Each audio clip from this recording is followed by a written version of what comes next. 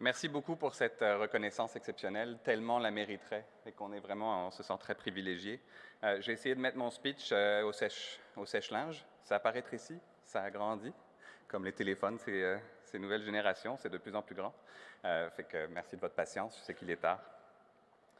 Lorsque le ministère de la Santé a demandé à une petite compagnie du Québec de 7 personnes à l'époque de contribuer à l'effort de lutte contre la pandémie, parce qu'on avait fait nos preuves dans le contexte de la télémédecine, je n'aurais pas soupçonné qu'une année plus tard, nos applications Vaxicode et celles utilisées dans d'autres provinces auraient battu les téléchargements de TikTok, Facebook, Instagram et compagnie. Bravo, bravo. Je vous rassure, je ne ferai pas de danse TikTok pour vous ce soir. On n'aurait pas soupçonné qu'on aurait été invité par le National Academy of Sciences, Engineering and Medicine ou des organismes internationaux avec Oracle et Microsoft et d'autres pour présenter aux côtés de le CIO de l'État de Californie, Walmart, Apple et Aquinox. C'était...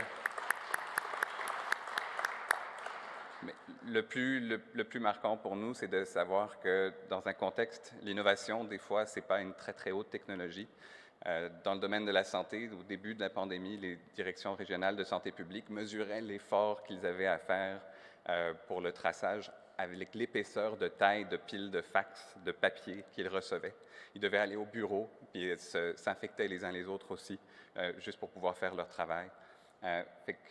On a économisé, grâce à l'automatisation, 700 années personnes de temps de professionnels de santé publique, d'infirmières, pour pouvoir mieux concentrer les soins dans la province et moderniser les soins. D'ailleurs, en optimisation de performance, il y aurait peut-être une invitation à ce qu'on fasse les photos après pour qu'on puisse paralléliser le processus et écourter notre soirée pour les prochaines éditions. On cherche toujours l'optimisation. Ça, c'est de l'innovation.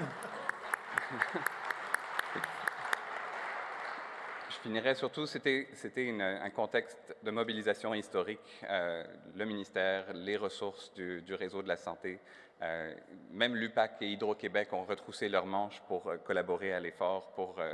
Et je pense que c'est une démonstration, puis je dois souligner l'équipe fantastique qui maintenant est plus de 100 personnes, de super-héros qui ont fait un travail exceptionnel de tous les instants.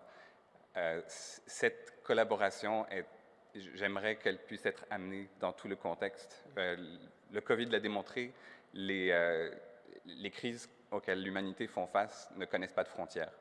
Que ce soit crise humanitaire, que ce soit environnementale, on est affecté par ce qui se passe partout dans le monde. Le Québec a une richesse, un capital, l'intelligence artificielle, l'intelligence naturelle aussi, vous êtes tous ici présents.